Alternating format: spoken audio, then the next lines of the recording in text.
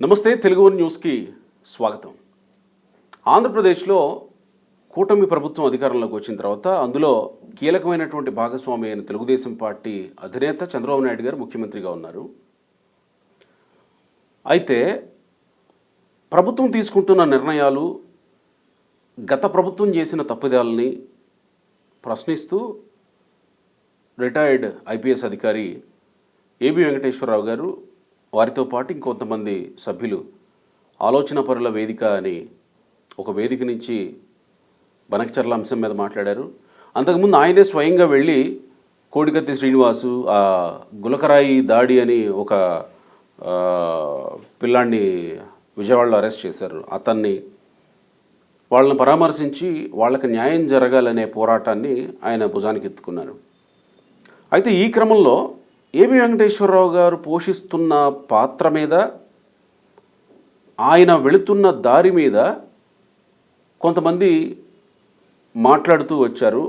ఆయన ఆశించింది ఏదో దక్కకపోయేసరికి ఈయన ఇలా మాట్లాడుతున్నారు అని వారి మీద చాలా ఘాటుగా స్పందించారు. ఆయన నా పోరాటానికి అండగా నిలబడకపోయింది కాక నా మీద ఎలాంటి అవాకులు చవాకులు పేలడం ఏమాత్రం సమంజసం కాదు, సరిదిద్దుకోండి అని అంటూ మాట్లాడుతూ వచ్చారు. ఇంకాస్త ఒక రకంగా సుపారీ ఇచ్చి నా మీద ఇలా చేయిస్తారా, మిమ్మల్ని పురమాయించిన వాళ్ళకు కూడా చెప్పండి అన్నట్టుగా ఆయన ఒక రకంగా సీరియస్గానే వార్నింగ్ ఇచ్చేంత పని చేసినట్టే మనం చూసాం. ఇప్పుడు మన విషయంలోకి వస్తే ఏబి వెంకటేశ్వరరావు గారు అనేటువంటి వ్యక్తి గురించి వైసీపీ కానీ రాష్ట్రంలో ప్రజలకు కానీ ఒకంత ఆయన తెలుగుదేశం పార్టీకి దగ్గరగా ఉంటారనేటువంటి ముద్ర ఉంది, వైసీపీ వేసింది, ప్రజల్లో కూడా ఆ భావన తీసుకురాగలిగింది.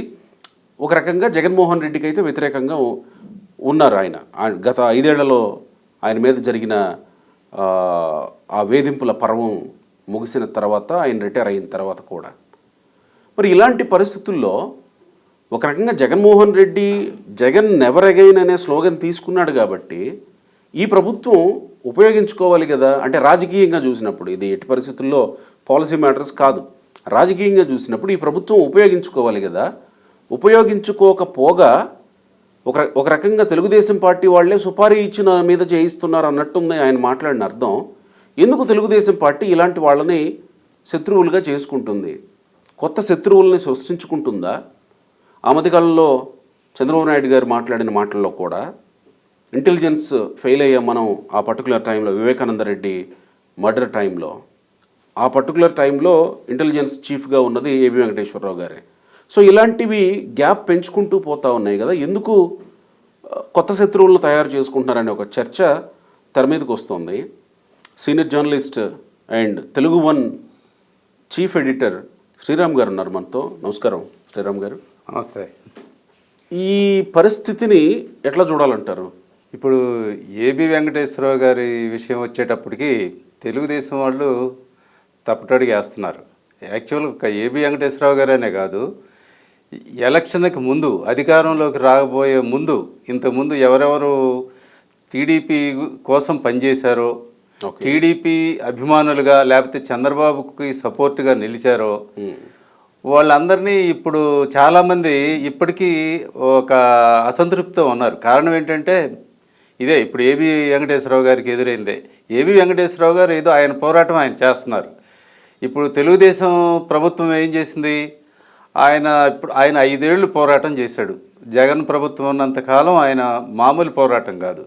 ఆయన ఎంత మొండివాడో, ఒక రైతు కుటుంబం నుంచి వచ్చిన వ్యక్తి కదా, అతనిలో ఆ పట్టుదల, ప్రాణం పోయినా పర్వాలేదు నేను ఇది పోరాడి లీగల్గా సాధించాలని చెప్పి వచ్చి లాస్ట్ డే ఆయన ఛార్జ్ తీసుకొని యూనిఫామ్ వేసుకొని అంత పట్టుదల, కసి ఉన్న మనిషి. కసి అనకూడదు ఆయన, ఎందుకంటే కక్ష పెట్టుకునే మనిషి కాదు.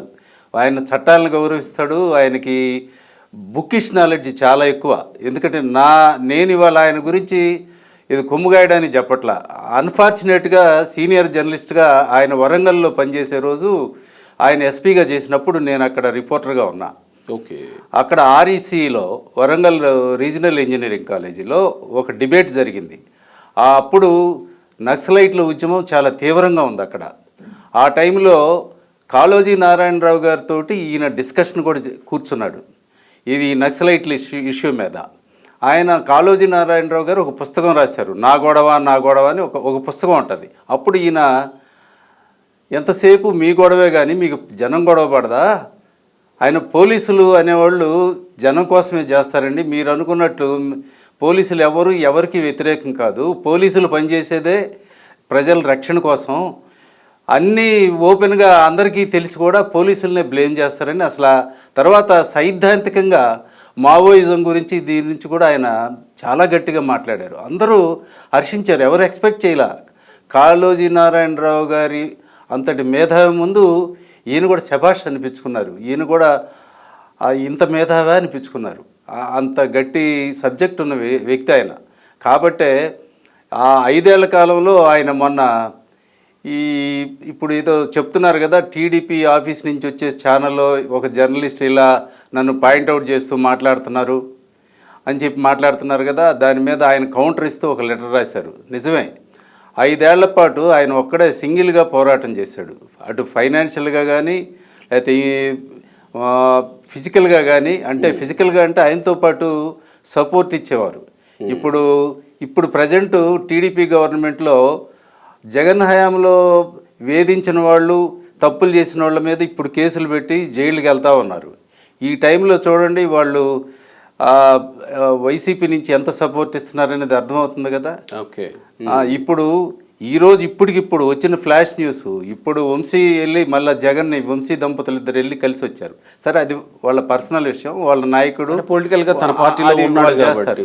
కానీ వీళ్ళు అసలు ఆ మోరల్ సపోర్ట్ ఇవ్వాలి కదండి. ఆయన అన్ని రోజులు ఫైట్ చేశాడు, బయటకు వచ్చాడు. అంటే ఇవ్వనందుకు ఆయన బాధపడట్లా, ఇవ్వకపోగా ఇట్లా మాట్లాడతారా, రాళ్ళు వేస్తారా అని. అసలు చాలా సింపుల్ ఇష్యూ అది. కారణం ఏంటంటే ఆ టీడీపీ ఆఫీసే ఇప్పుడు అట్లా ఉంది. ఇప్పటి నుంచి కాదు, ఫస్ట్ నుంచి చూస్తున్నా. అంటే రాజకీయంగా అసలు టీడీపీ ఫిల్ చేసే అసలు గ్యాప్స్ కాదండి. పార్టీ ఆఫీసులో ఎవరు ఉంటారు? పార్టీ వాళ్ళు ఉండాలి, పార్టీ నాయకులు, లేకపోతే దానికి ఒక కార్యవర్గం ఉంటుంది కదా, దానికి ఒక అధ్యక్షుడే కాదు కదా, ఉపాధ్యక్షులు ఉంటారు, కార్యదర్శులు ఉంటారు, చాలా స్ట్రక్చర్ ఉంటుంది కదా, వాళ్ళు కదా అక్కడ ఉండాల్సింది. ఎవరన్నా టీడీపీ మీద అభిమానంతో ఎవరన్నా వస్తే దారిని పోయేవాడు ఎవడన్నా వస్తాడు, పార్టీ వాళ్ళు కలవాలనుకుంటారు, వస్తే అసలు ఆడ పార్టీ తరఫున మాట్లాడేవాడు ఎవరుండరు, ఆడంతా ఉద్యోగులు ఉంటారు, ఎంప్లాయీస్. అదేదో కంపెనీ నడిపినట్టు అనిపిస్తుంది. అక్కడికి పోతే ఎవ్వరు ఏం మాట్లాడరు, అంతా ముందే డిక్టేట్ చేసినట్లు ఉంటుంది. అంత సైలెంట్గా ఆఫీసులు ఇట్లా నడిపితే ఎట్లండి? అంటే ఒకసారి వాళ్ళ ఆఫీస్ వాళ్ళ డిసిప్లిన్స్ దానికి ఏదో ఉంటుంది, నడుపుకుంటున్నారు, దానికి కూడా వదిలేసేయండి. ఇప్పుడు ఈ చర్చ వచ్చింది కాబట్టి ఏబి వెంకటేశ్వరరావు గారి మీద ఒక రాయి వేశారు అనేది. అసలు ఏబి వెంకటేశ్వరరావు గారు టీడీపీని ఏమన్నారు? ఆయన ఏమల్లా. ఆయనకి లోపల అసంతృప్తి ఉన్నా కూడా బయటపడలా. అసంతృప్తి ఉండాల్సిన అవసరం కూడా నాకు లేదని చెప్పవచ్చు వెంకటేశ్వరరావు గారు. ఎందుకంటే ఆయన ఫైట్ చేసుకున్నారు, గెలిచారు. ఆయన మానిటరీ బెనిఫిట్స్ గురించి ఏదో అడుగుతున్నారు, కొన్ని వచ్చినాయి అన్నారు, కొన్ని రాలేదు, ఇంకా ఏదో సరే దాని పరంగా ఆయన సపోర్ట్ ఇచ్చలేదు. ఆయన బయటకు వచ్చాక టీడీపీ ఏం చేసింది? ఆయన పోలీస్ హౌసింగ్ కార్పొరేషన్లో చైర్మన్ పదవి ఇది ఇచ్చింది. ఒక స్టేట్ పోలీస్ ఆఫీసర్గా ఇంపార్టెంట్ పోస్టులో డీజీపీగా ఇంటెలిజెన్స్లో పనిచేసిన ఆఫీసర్కి ఆయన చెప్పింది ఏంటి? అసలు పోలీస్ హౌసింగ్ చైర్మన్ అనేది ఏమైనా పని ఉండే ఉద్యోగమేనా? ఏముండదు. సరే, అది ఆయనకి నచ్చలేదు, తీసుకోలేదు. దానికి వెళ్ళి ఆయన చెప్పిన దాన్ని బట్టి ఏమర్థమవుతుందంటే, వాళ్ళు పిలిచి ఎందుకు తీసుకోలేదని అడగలేదు, నాకు వద్దండి నేను వెళ్ళి చెప్పలేదు, జస్ట్ ఇగ్నోర్డ్. నేను ఒకనొక సందర్భంలో ఇట్లా పోస్ట్ ఇచ్చారు అనగానే నేను 2-3 రోజులు ఆగి బయట జనంలో డిస్కషన్ అవుతుంది, ఆయన తీసుకుంటారు లేదు అని. అప్పుడు నేనే ఫోన్ చేశా, వెంకటేశ్వరరావు గారు ఇది మరి మీకు ఇదేదో పోస్ట్ ఇచ్చారు కదా, ఏది మీరు తీసుకోవట్లేదా అంటే, మనం దానికంటే చేయాల్సిన పనులు చాలా ఉన్నాయండి, పెద్ద పనులు ఉన్నాయి, ఇప్పుడు ఆ పోస్ట్లో కూర్చోవాల్సిన అంత టైం లేదు నాకు అన్నారు. తర్వాత కట్ చేస్తే ఆయన ఇప్పుడు ఒక జగన్ హయాంలో తను ఎవరి హయాంలో అయితే సఫర్ అయ్యారో తనతో పాటు ఆ టైంలో ఎంతమందిని ఇబ్బంది పెట్టారో జగను, ఎవరికి తన సహాయం కావాలో ఆయన వాళ్ళందరినీ గుర్తించి ఇది కోడికత్తి సీన్ దగ్గర మొదలుపెట్టారు. అక్కడ అది ఒక కేసు. అక్కడి నుంచి మొదలుపెట్టి ఆయన సహాయం చేయడానికి దాని మీద క్యాంపెయిన్ చేయడం, రకరకాల ప్రోగ్రాంలు చేస్తున్నారు. దాంట్లో పనిలో పనిగా రాష్ట్రానికి ఉపయోగపడే కార్యక్రమం అని చెప్పి ఈ మధ్య ఈ సాగునీటి ప్రాజెక్టుల మీద ఈ మేధావుల వేదిక ఒకటి పెట్టి చర్చ చేశారు. మేధావుల వేదిక పెట్టడంలో ఏం తప్పులేదే.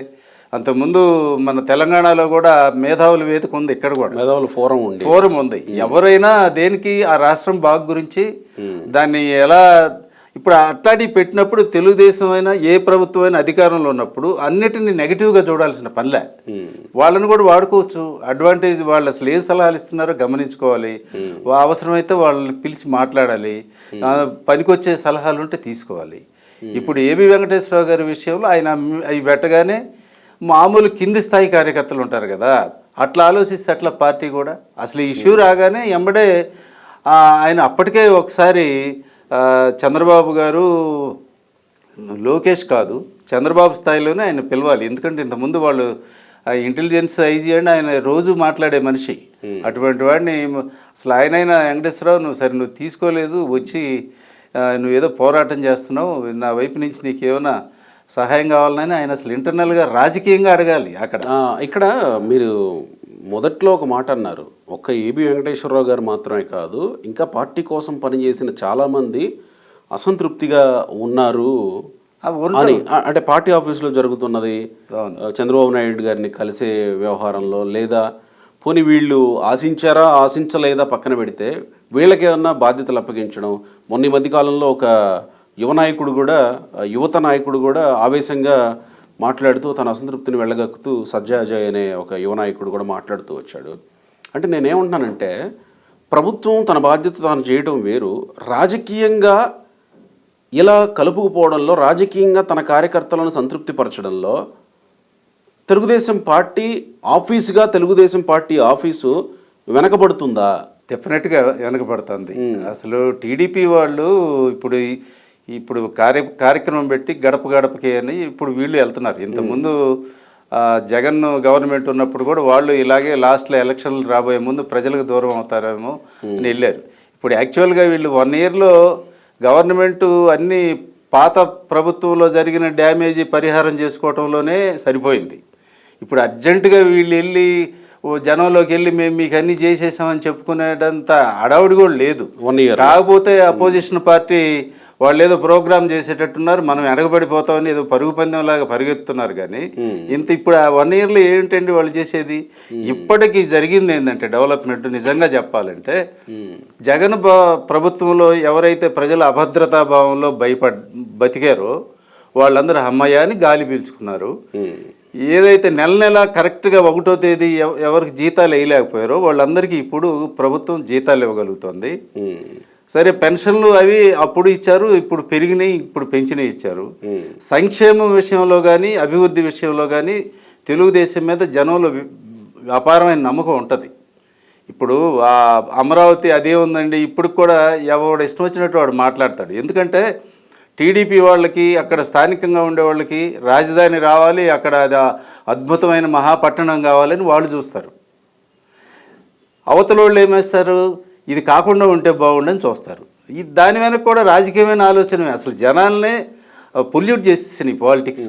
అంటే ఇప్పుడైనా తెలుగుదేశం పార్టీలో రాజకీయంగా ఒకసారి అధికారంలోకి వచ్చేసిన తర్వాత రాజకీయంగా పార్టీని వదిలేస్తారు అనే ఒక మాట ఉంది కదా తెలుగుదేశం పార్టీ. డెఫినెట్గా ఉంది, చాలా మంది ఉన్నారు. ఇప్పుడు కూడా అదే పరిస్థితి ఉండేది. ఇప్పటికి కూడా టీడీపీ నాయకులు గమనించాల్సింది ఏంటంటే, చాలామంది ఆయన దగ్గరికి వెళ్ళి అప్పుడు సపోర్ట్ చేసిన వాళ్ళు, ఆయన కోసం ఎదురు చూసిన వాళ్ళు, ఆయన డైరెక్ట్ ఆర్ ఇండైరెక్ట్ చాలామంది ఉన్నారు. వాళ్ళందరూ ఆయనతో మాట్లాడాలని, ఎక్స్చేంజ్ చేసుకోవాలని, ఏం జరుగుతుందో చెప్పాలని ఎప్పుడూ ఉంటారు. అప్పుడు సపోర్ట్ చేసి ఆయన కోసం పనిచేసిన వాళ్ళు బోల్డ్ మంది ఇప్పటికీ కలవలేని వాళ్ళు ఉన్నారు. వాళ్ళందరిలో అసంతృప్తి ఉంది. ఎంత అసంతృప్తి ఉన్నా కూడా ఇప్పుడు ఎవరూ చేయగలిగేది ఏమి లేదు. ఎందుకంటే ప్రతి వాళ్ళకి మళ్ళీ రేపు చంద్రబాబు పొరపాటున ఈ గవర్నమెంట్ పోతే రేపు రాబోయేది ఎవరు అని ఊహిస్తారు.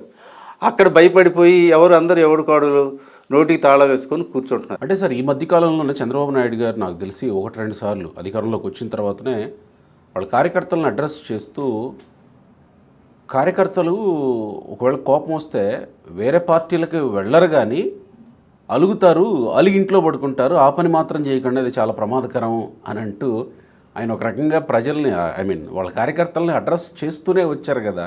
ఆయన అంత కాన్ఫిడెన్స్ ఉన్నందుకు చాలా హ్యాపీ. ఏంటంటే కార్యకర్తలు వేరే పార్టీలోకి వెళ్ళరు అని. ఎందుకంటే ఇప్పుడు అధికారంలో వేరే పార్టీ ఉంటే వెళ్తారు అధికారంలో.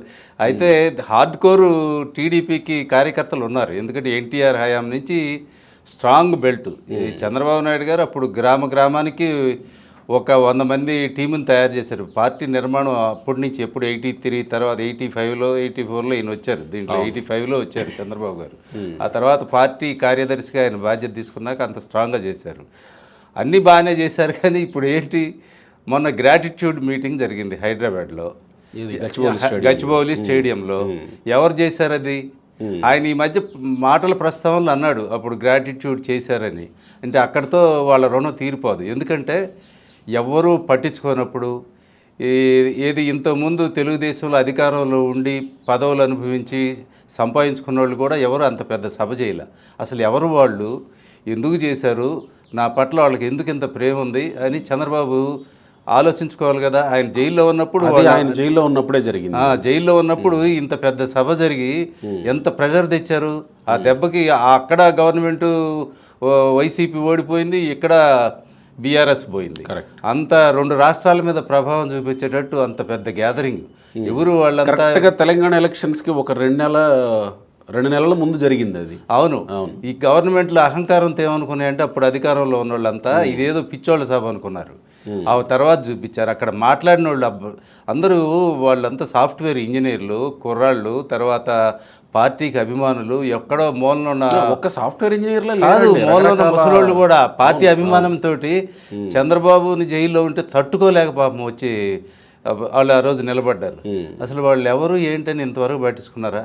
లేదు. అది వదిలేస్తే అట్లా ఇప్పుడు వాళ్ళందరినీ మళ్ళీ ఒక్కసారి ఎవరో మొత్తాన్ని తీయడం పెద్ద కష్టం కాదు. అది ఎవరు ఆర్గనైజ్ చేశారో చెప్తే వాళ్ళ దగ్గర మొత్తం దొరుకుతుంది. వాళ్ళందరినీ తీసుకొచ్చేసి ఎక్కడైనా ఒక కన్వెన్షన్ చేసుకొని ఉన్నట్టయితే ఒక కన్వెన్షన్ చేసి చంద్రబాబు గ్రాట్యూడ్ కాదు థ్యాంక్స్ గివింగ్ చెప్పాల్సింది కదా. అంటే అలాంటి వాళ్ళని గుర్తించి లేకపోతే అలాంటి వాళ్ళని మళ్ళీ పార్టీతో పాటు డ్రైవ్ చేసే అవసరం లేదండి. రాజకీయాలు అవసరం ఉన్నోళ్ళు వాళ్ళు అంటున్నది. ఆ మెకానిజం పార్టీలో ఉండదా? రాజకీయ పార్టీలో సహజంగా ఉంటుంది కదా, ఎవరు మన కోసం పనిచేస్తున్నారు అనేది పెట్టుకొని ఉంటారు కదా. ఇప్పుడు అదే కదా సమస్య. మనకి చర్చ ఎందుకు వచ్చింది? అక్కడ అసలు ఏం ఆలోచిస్తున్నారు, ఏం జరుగుతుందో తెలియట్లా. చుట్టూ ఎవరు వేరే వాళ్ళు చేరిపోతారు. నేను ఇప్పుడు చెప్తుంది అదే కదా. కోటరీ ఉంది, ఆ కోటరీ మిగతా ఆలోచించకుండా నెక్స్ట్ డ్రైవ్ మీదకి వెళ్తారు. ఇప్పుడు ఒక సీఎం గారు ఇక డెవలప్మెంటు, వెల్ఫేరు, గవర్నమెంట్ నడిపించడం మీద పూర్తిగా కాన్సన్ట్రేట్ చేస్తున్నారు. కొంచెం నయం. ఇప్పుడు ఫస్ట్ ఇయర్ వరకు ఆయన నేను పార్టీని పాలిటిక్స్ని కూడా బ్యాలెన్స్గా చూసుకుంటాను చేస్తానని అంటున్నారు. కానీ అది కనపట్ల.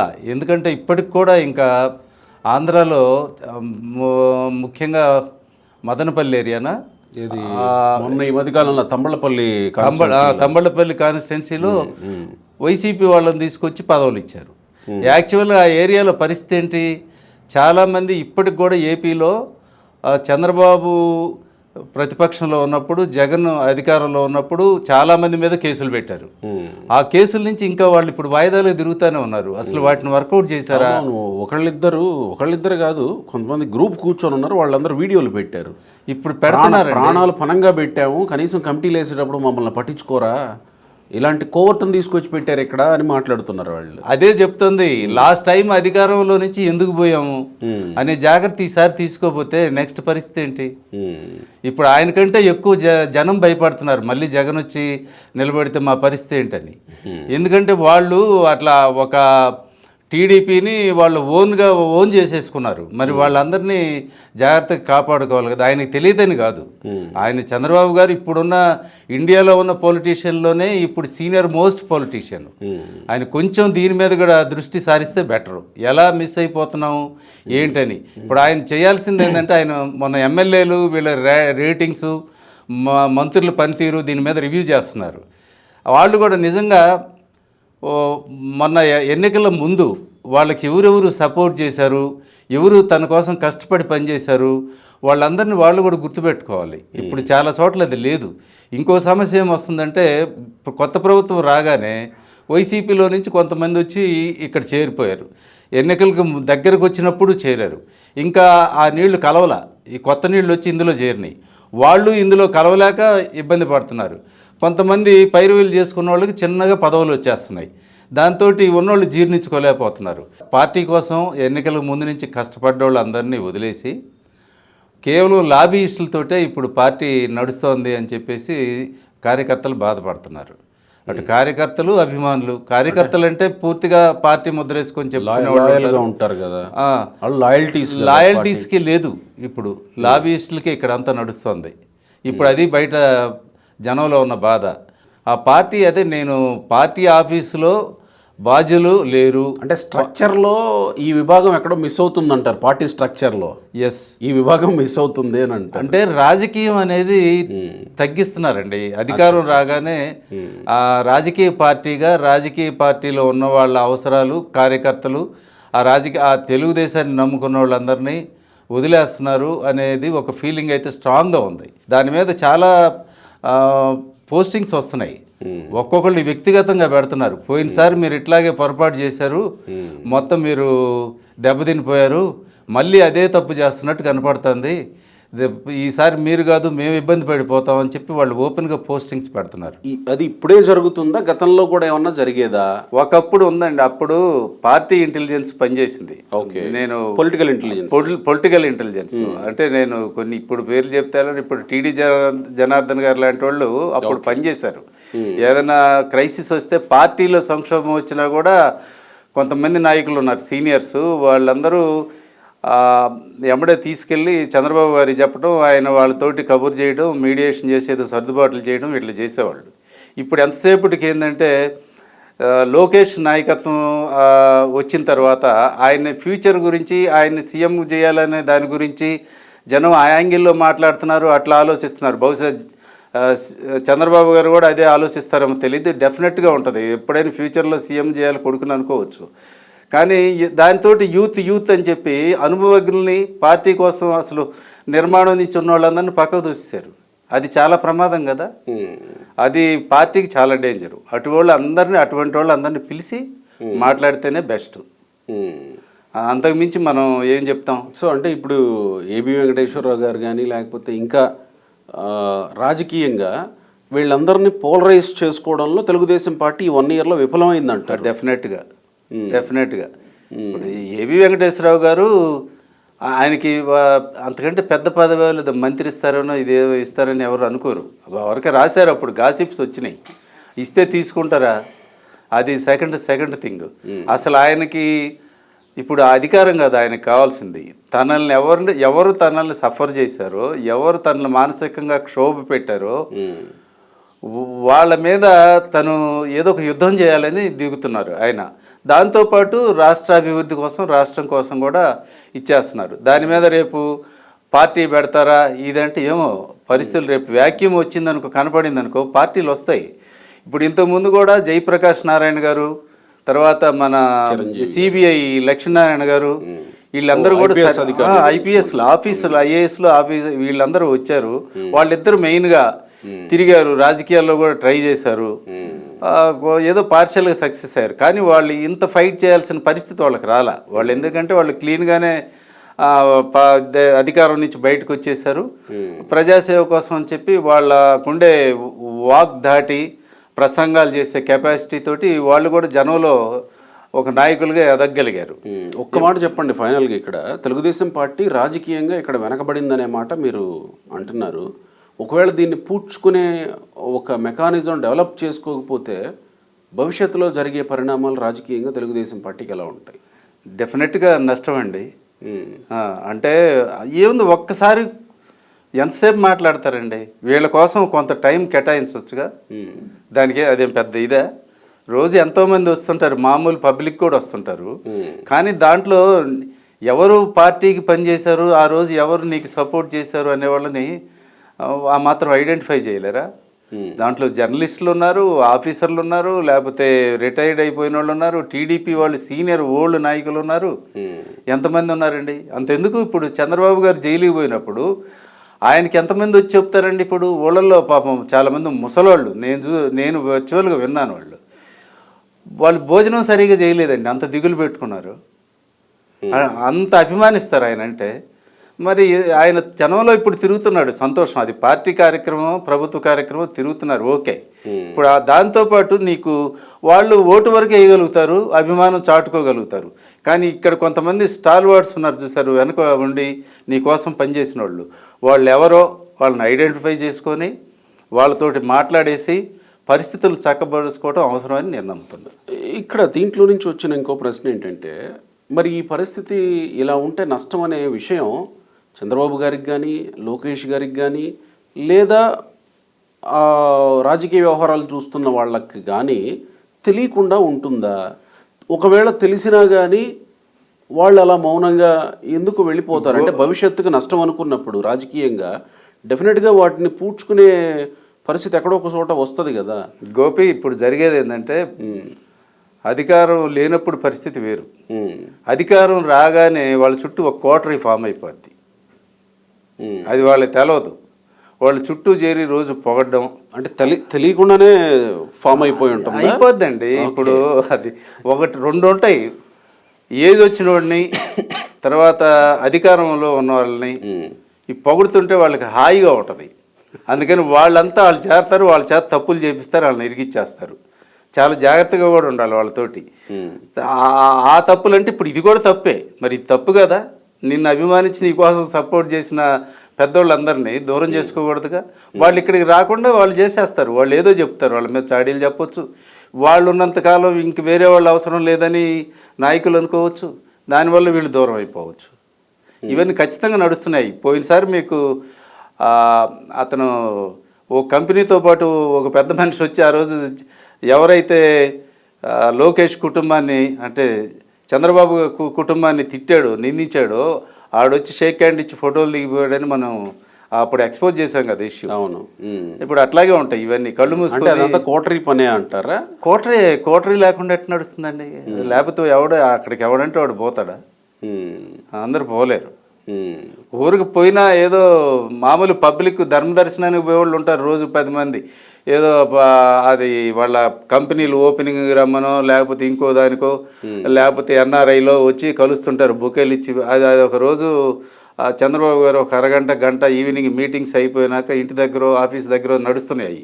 అవి కాదు ఇవి. ఇంతకుముందు చంద్రబాబు గారు చాలా కేర్ఫుల్గా ఉండేవారు, ఫీడ్బ్యాక్ కూడా చాలా ఎక్కువ తీసుకునేవారు. నాకు తెలుసు కదా, సీనియర్ జర్నలిస్ట్గా ఆయన లంచ్లో మీటింగ్లో కొంతమందితో మాట్లాడుతుంటారు ఎవ్రీడే. అవును, మీరు పత్రికల్లో పనిచేసేటప్పుడు ఆయనతో పాటు హెలికాప్టర్లో వెళ్ళి న్యూస్ కవరేజ్ చూసుకొని మళ్ళీ వచ్చిన వ్యక్తులు కదా. వృత్తిరీత్యా నేను అంటున్నా, ఎవరిని ఏ జర్నలిస్ట్ని కూడా ఏ రాజకీయ నాయకుడు అంత అమితంగా ప్రేమించరు. వాళ్ళు ఫీడ్బ్యాక్ కోసం మనల్ని తీసుకెళ్తారు, మనం వార్తల కోసం వాళ్ళతో సెయిల్ అవుతాం. ఇదేంటంటే మన పాత్ర ఎప్పుడు తామరాకు మీద నీటి బొట్టే. మనం ఎవరిని అతుక్కోకూడదు, వాళ్ళు పెద్ద అతికించుకోరు. జర్నలిస్టు కాబట్టి. మరి ఇప్పుడు నా ప్రశ్న అదే, మరి చంద్రబాబు నాయుడు గారికి ఆ పరిస్థితులు తెలుసు, పూడ్చే మెకానిజంని, ఆ గ్యాప్ని ఫిల్ చేసే మెకానిజంని, ఈ గ్యాప్ రాకుండా చేసే మెకానిజంని ఏర్పాటు చేసుకోకపోతే నష్టం అని అంటారు. డెఫినెట్గా ఇప్పుడు మనం మాట్లాడినట్టే ఇంకా చాలా మంది మాట్లాడి ఉండొచ్చు. అది వాళ్ళ దగ్గరికి చేరాలి ఆ విషయం, వాళ్ళు కొన్ని పట్టించుకోవాలి. లైట్గా తీసుకుంటే ఇప్పుడు మనం ఏదైనా డ్యామేజ్ జరిగినప్పుడు దాన్ని మాకెందుకు చెప్పలేదు అంటారు. ఏ విషయంలో అయినా అంతేగా. నష్టం జరగనంతసేపు ఏముండదు, ఏదైనా నష్టం జరిగినప్పుడే వస్తుంది. రేపు ఏబి వెంకటేశ్వరరావు ప్రముఖమైన శక్తిగా తయారనుకో రాష్ట్రంలో, అప్పుడు ఏం చేస్తారు? ఇప్పుడు ఆయన పార్టీ పెడతారు అని వస్తుంది, ఏవో పెట్టవచ్చు, పెట్టకపోవచ్చు, అది వేరే విషయం. కానీ ఆయన ఒక పవర్ఫుల్గా తయారవుతారు, ప్రత్యామ్నాయ శక్తిగా ప్రత్యామ్నాయం అని నేను ఇప్పుడు అనలేనండి, నేను అది అతిశయం అవుద్ది. కానీ ఆయన ఒక ఫైటరు. మరి తెలీదు ఎవరి టైం ఎలా ఉంటుందో అది ఏం చెప్పలేం.